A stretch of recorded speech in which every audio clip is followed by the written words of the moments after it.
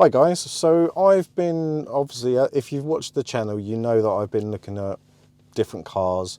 I recently stated that I was going to probably stick with the i3. It is an amazing little car. But with recent sort of things in terms of more and more chargers being sort of taken up and, and things like that, and with the event of more lease deals out and other stuff out, I started to rethink it a little bit. So my kind of thoughts at the moment, do you really need to own a car in 2022? And I don't think you do. I mean, obviously there's so many good lease deals out there. But one of the companies I've been looking at the moment is Onto. Now, those that have watched Mr. EV and channel and things like that, he's used it before. Seemed quite easy and quite straightforward. So I'm going to look into those. I'm going to look into other lease deals, and it might be time to get rid of the i3. There's a couple of reasons for that. Financially, it makes sense.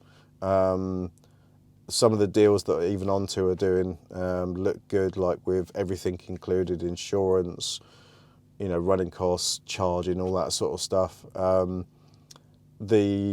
Some of the ones I'm looking at, the ID3 and the Zoe, will save me a good £100–150 a month on what I'm currently paying on the loan. And if I go onto and sell my car, I'm likely to make a good £4–4,500 when I pay off the loan for it, which has got about £9,500 left. So all in all, it just makes sense. And actually, the more I think about it, is the more I need something with a real world 200-mile range, because then I'm less reliant on the public charging. It's not that I've really had problems, to be honest, but the more I think about it, the more it just makes sense. So I've been looking at those. So hopefully, if you follow the channel, I'll follow it over the next weeks and months. That development will start to happen. I'm looking today at seeing what's available onto. When I looked in my area, unfortunately, there was only an ID4 available, which was a little bit out of my price range. It was almost £900 a month, which is silly money for an ID4. But ID3 is about 458, and a Zoe is about 360, 370. So all in all, kind of would make sense. More than enough room for us, more than enough space, more than enough range and stuff like that. And at the end of the day, the way I'm thinking about cars now is a bit like a mobile phone. Same way we always say, like, if you're an EV driver, if you're telling non-EV drivers, electric cars are like mobile phones. You plug them in at night, and you charge them, and they're charging by the time you wake up, sort of thing. Same sort of thing I'm thinking with electric cars. It's almost become a bit of a commodity now, where for me it's just an opportunity to get from A to B. I like driving and things like that, but to be honest, it's just a tool to move from one place to the other.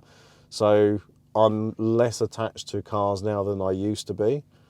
I still like driving them, I still do test drives and things like that, but to be honest, it doesn't have the same appeal to me anymore. If I go to Onto, the good thing is you can change them with a small fee, every month if you wanted to. So actually, the content I could bring to you guys as well would be more if I go that way. But that's not the main reason why I'm looking to do it.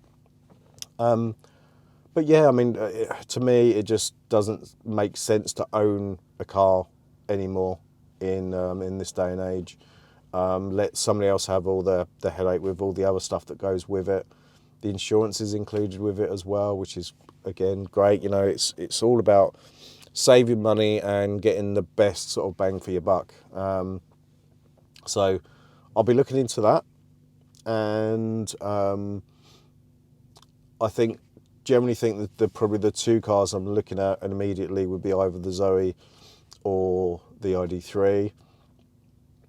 We'll look at those. There is also, I think, an Ioniq, but I'm not sure. I've driven one of those before. I'm not too keen on those, but we'll see.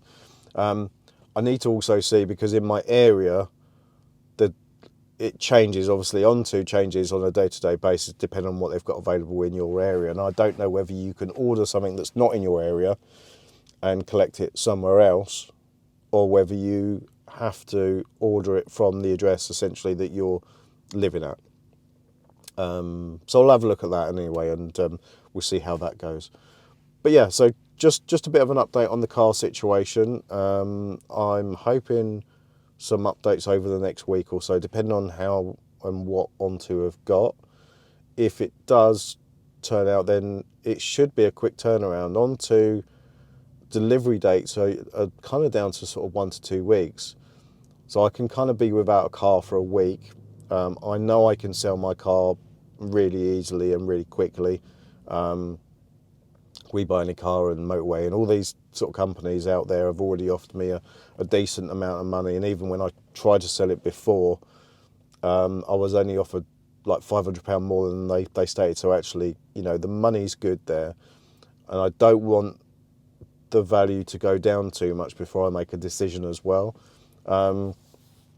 So yeah, so over the next, I don't know, maybe a couple of weeks, maybe there might be some changes to the channel in terms of what car we do content on.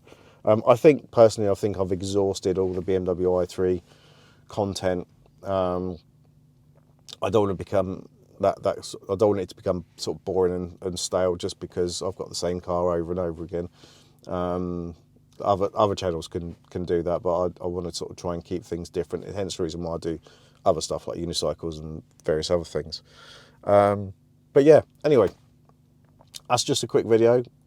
Thanks for watching. Thanks for subscribing. If you haven't, click the subscribe button and the notification bell, and we'll talk to you very soon. See you later. Bye.